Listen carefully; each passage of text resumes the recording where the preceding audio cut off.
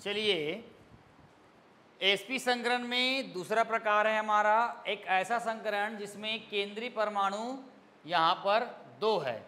C2H2 अणु में sp संकरण, इसके पहले में किए थे उसमें केंद्रीय परमाणु 1 ठो था और इसमें केंद्रीय परमाणु सेंट्रल एटम कितना है अपने पास 2 है। तो आपको देख सकते होंगे कि 2 सिग्मा, इसमें टोटल 3 सिग्मा और 2 पाई होता है।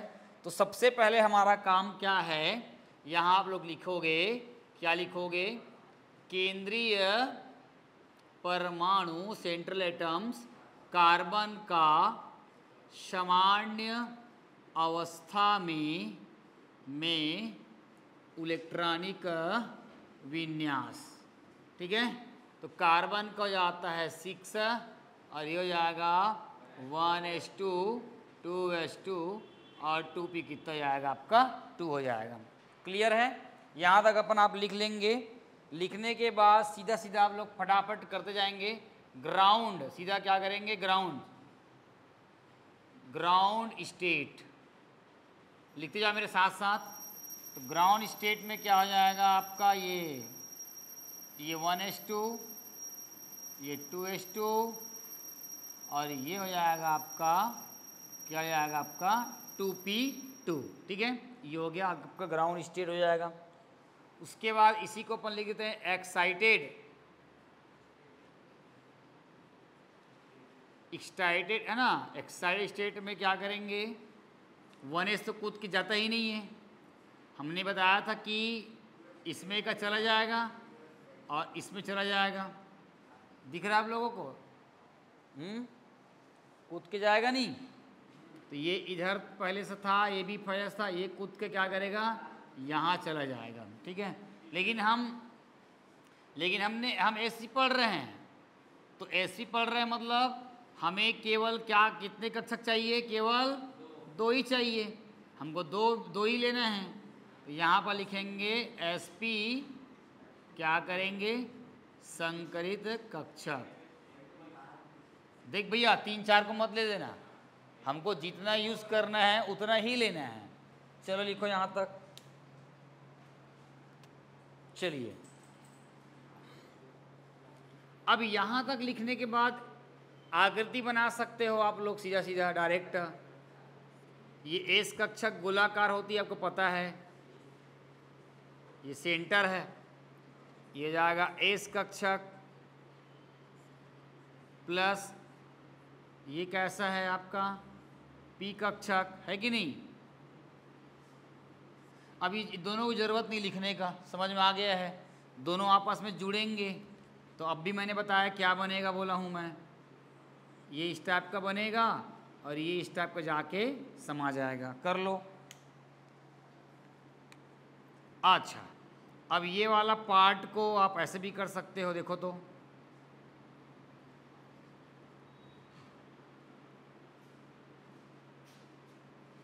ये समझ में आया, ये क्यों किया हूँ मैं। ये और ये मिल गया तो ये बना। अब ये वाला और ये वाला क्यों बना, ये दो दिख रहा है आप लोग को, दो दिख रहा है, ये बंदा, ये बंदा, ये बंदा, ये बंदा। ऐसे लिख देने का मतलब ये होता है कि वो संकरण में पार्टिसिपेट नहीं कर रहा है, संकरण में भाग नहीं ले रहा है। ठीक है, कर लो। चाहे तो लिख सकते हो 2py और यहाँ लिख सकते हैं 2p, यहाँ पर लिख सकते हैं 2pz और ये क्या है 2px। ये आपस में आपको क्या किया है, जुड़ा हुआ है। जल्दी करिए, यहाँ तक करने के बाद थ्योरी में यहाँ पे लिखवाऊंगा आपको, थ्योरी बोलूँगा यहाँ पर, क्योंकि थ्योरी लिखने ज़्यादा जरूरी है।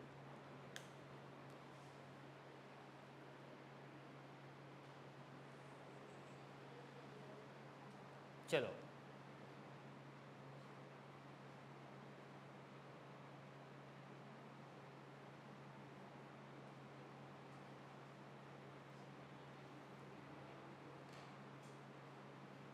हो गया।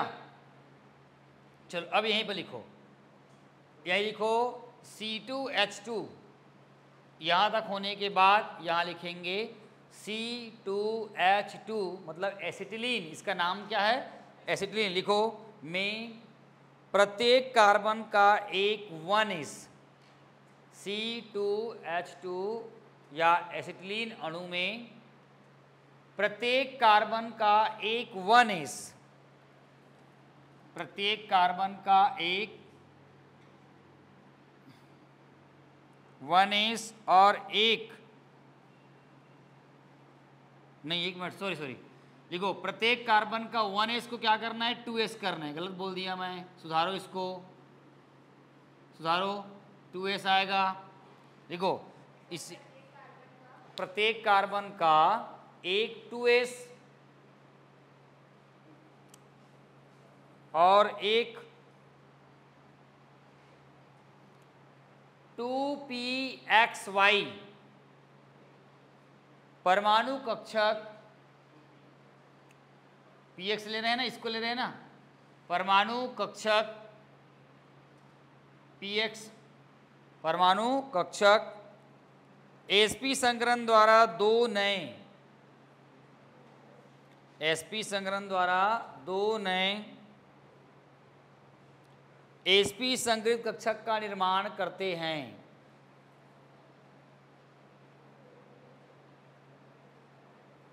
निर्माण करते हैं तथा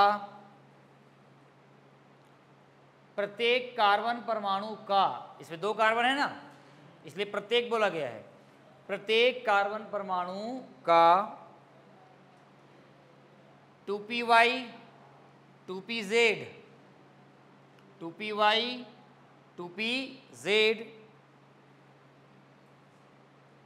कक्षक जो संकरण में, कक्षक जो संकरण में भाग नहीं लेते हैं, प्रत्येक कक्षक संकरण में भाग नहीं लेते हैं, उसे असंकरित कक्षक कहा जाता है। उसे असंकरित कक्षक कहा जाता है।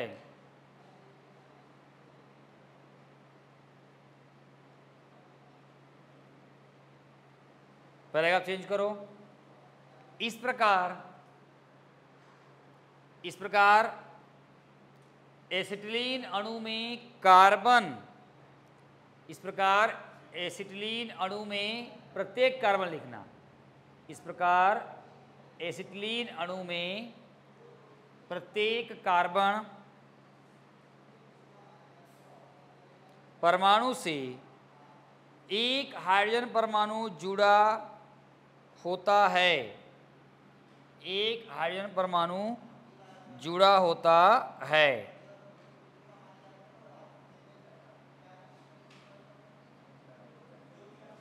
एक हाइड्रोजन परमाणु क्या करते हैं, जुड़ा होता है।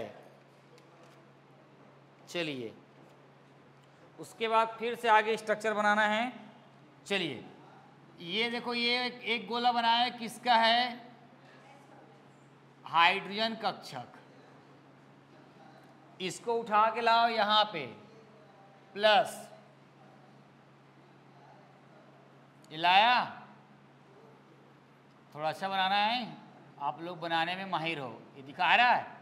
और अभी मैंने इसको क्या बताया था, ये वाले को ये बताया था, और ये वाले को ये, प्लस ये आपका ये H कक्षक, समझ रहे हो क्या है, ये वाला ये है, और कार्बन कार्बन वाला कौन है, ये है, और ये वाला कौन है, ये है, ठीक।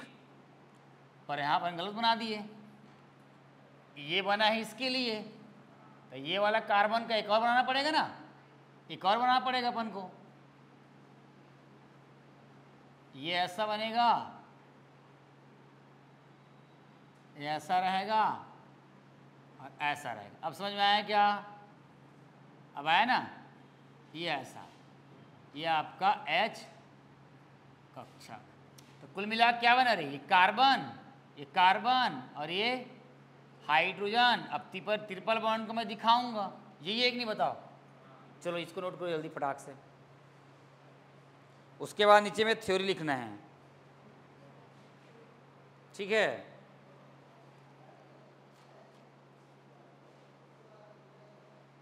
लिख सकते हो या फटाफट यहाँ पे, ये इसका 1s कक्षक है और ये भी इसका क्या है, 1s कक्षक है। इसको आपने क्या बताया है, ये तो कार्बन ही है, ये भी कार्बन है, और कार्बन में क्या लिखे हो, sp। ये आपका कैसा कक्षक है, sp, ये आपका sp, और ये वाला आपका 2p y और 2p z, 2p y और 2p क्या हो जाएगा आपका z, ठीक है।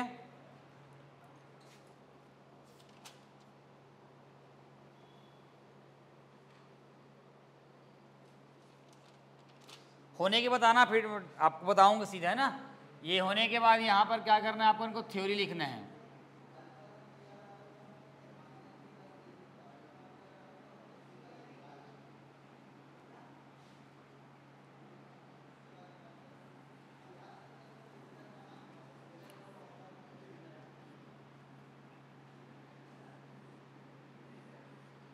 यहाँ तक आओगे बताना।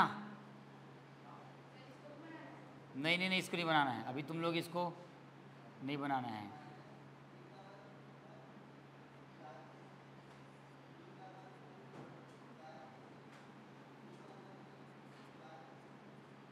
इसको नहीं बनाना है भाई अभी आपको।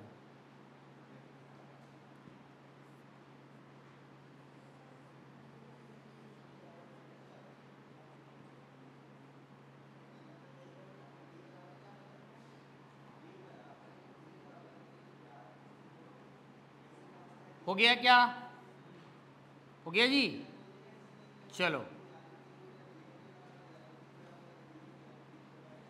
चल लिखो पहले, नहीं बता रहा हूँ अब बता रहा हूँ, उसको लिखना, लिखो। यहां तक होने के बाद नीचे लिखो, एसिटिलीन अणु में प्रत्येक कार्बन, एसिटिलीन अणु में प्रत्येक कार्बन मतलब 2 कार्बन, एसिटिलीन अणु में प्रत्येक कार्बन का एक sp संकरित कक्षक, एक sp संकरित कक्षक नाभिकीय अक्षों द्वारा अतिव्यापित होते हैं, अतिव्यापित होते हैं। देखो तो मैं जरा देखो, ओए प्रत्येक कार्बन का, देखो ना जी, प्रत्येक कार्बन का एक sp कक्षक, इसका sp कक्षक, दोनों नाभिकीय अक्षों के द्वारा जुड़ रहा है। नाभिकीय अक्षों के द्वारा क्या लिखे हैं आप लोग, लिखे हो ना, अतिव्यापित होते हैं, लिखे हो। और कार्बन के, और प्रत्येक कार्बन के लिखना, और प्रत्येक कार्बन के साथ, हाँ, और प्रत्येक कार्बन के साथ sp कक्षक, sp कक्षक, sp कक्षक हाइड्रोजन के साथ, हाइड्रोजन के हाइड्रोजन के 1s कक्षक के साथ लिखो तो मजा आएगा। हाइड्रोजन के 1s कक्षक के साथ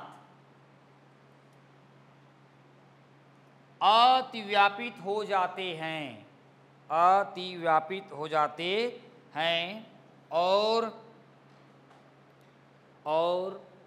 नाभिकीय अक्षों द्वारा सिग्मा बंध का निर्माण करते हैं, नाभिकीय अक्षों द्वारा सिग्मा बंध का निर्माण करते हैं,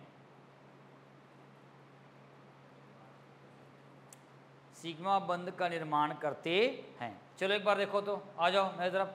क्या लिखे हो आप लोग ने, क्या लिखा है, C2H2 में से प्रत्येक कार्बन परमाणु का क्या, sp कक्षक, नाभिकीय अक्षों के द्वारा, ये sp कक्षक है, क्यों sp है, इधर इससे तो बना ही नहीं। प्रत्येक sp कक्षक हाइड्रोजन के, 2 हाइड्रोजन परमाणुओं के 1s कक्षक को नाभिकीय अक्षों के द्वारा क्या कर रहा है, जुड़ रहा है। और कौन सा बॉन्ड बना रहा है, बोला हूं मैं आप लोगों को, मैं आपको बोला हूं ये सिग्मा बॉन्ड का निर्माण क्या कर रहा है, सिग्मा बंध का निर्माण कर रहा है। क्लियर है? यहाँ तक समझ में आ गया? अभी लिखना नहीं इसको। अब उसके बाद पैराग्राफ चेंज करके लिखो तत्पश्चात, इसी नीचे में आगे पैराग्राफ चेंज करके, तत्पश्चात दोनों कार्बन परमाणु के, तत्पश्चात दोनों कार्बन परमाणु के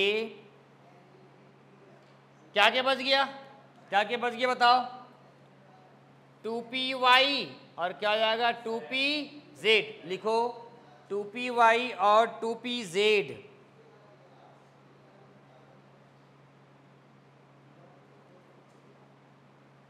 असंकरित कक्षक पार्श्वीय अतिव्यापन के द्वारा सिग्मा बंध का निर्माण करते हैं। सिग्मा बंध का निर्माण करते हैं। अरे यार गड़बड़ हो गया, पाई आएगा ना? ओ ध्यान नहीं था, सॉरी। क्या बोलेंगे? 2py और 2pz कक्षक है, पार्श्वीय अध्यापन के द्वारा क्या करते हैं? पाई बंध का निर्माण करते हैं। इस प्रकार पाई बंध का निर्माण करते हैं। इस प्रकार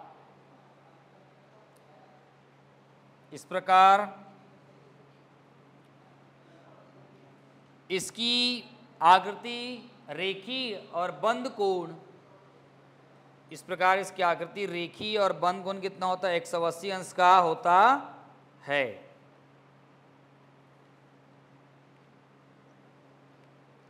ये देखो पार्श्वीय अध्यापन किसको बोलते हैं? देखो तो अब मान लो की बात देखो, मान लो अगर मैं इसको, तुम लोग बनाना मत, अगर मैं मान लो इसको बनाऊंगा तो ऐसे होगा नहीं होगा बताओ? ये ऐसे होगा नहीं, और ये आपका ऐसे हो जाएगा, और ये वाला क्या जाएगा? ऐसे हो जाएगा। उसी प्रकार ये क्या हो जाएगा? ऐसे हो जाएगा, और ये वाला ऐसे हो जाएगा, ये हो जाएगा, ऐसे हो जाएगा, और ये वाला आपका क्या हो जाएगा? ऐसे हो जाएगा। तो ये इसके साथ जुड़ेगा, ये दे, और ये इसके साथ जुड़ेगा, ये इसके साथ जुड़ेगा, और ये इसके साथ जुड़ेगा, तो ये क्या बन जाएगा? ये बन जाएगा पाई बॉन्ड। ठीक है? ये वाला इसके साथ और ये वाला इसके साथ, और ये क्या बन जाएगा? आपका पाई बॉन्ड बन जाएगा। ठीक है? अब मैं बात करूं तो एक carbon, triple bond carbon, single bond H और सिंगल बॉन्ड H, मैं बात करूं तो ये कितना होगा? ये 90, और ये भी कितना होगा? 90, तो कितना जाएगा? 180। तो यहाँ पर लिख सकते हैं शंकरण कितना हो जाएगा? sp हो जाएगा भैया। बंध कोण कितना हो जाएगा? 180। आकृति क्या हो जाएगा? रेखीय हो जाएगा भैया। ठीक है? और लक्षण S लक्षण बराबर 50% और P बराबर कितना जाएगा? 50%। इस टाइप से बनाएंगे। अभी आप यहाँ तक लिखे हो, ये डायग्राम को आप बना सकते हो, और इसको डॉट डॉट करके ऐसे कर भी सको, कोई गलत नहीं देगा, सही माना जाएगा। ठीक है? चलिए कर लो। तो इस प्रकार से sp संकरण में हमने देखा कि दो केंद्रीय परमाणु रहेगा तो किस प्रकार से हम लोग इसको करते हैं, इसके बारे में आपको हम बता रहे थे। ठीक है? और बहुत सिंपल सा है और बहुत ही इजी वे में इस प्रकार के प्रश्न जो है पेपर में पूछे जाते हैं। और लास्ट में तो मैं यही बोलना चाहूँगा कि संकरण जो होता है एक काल्पनिक अवधारणा है कि नहीं? इसका प्रयोग जो है प्रायोगिक तथ्यों को स्पष्ट करने के लिए किया जाता है। चलिए समझिए।